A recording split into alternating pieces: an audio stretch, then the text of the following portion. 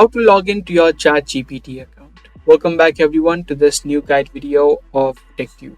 If you have an account of or have created an account of ChatGPT, in this video let me show you how you can log into it. Now ChatGPT does not have an app, so you need to use the website.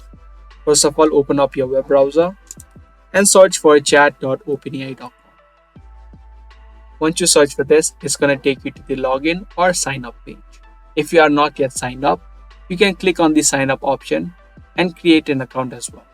To log into it, click on the login option and type in the email address that you use while creating your account. Or you can also use your Google or Microsoft account if you use these options while creating or signing up for ChatGPT. Once you type in your email address, click on continue and type in the password.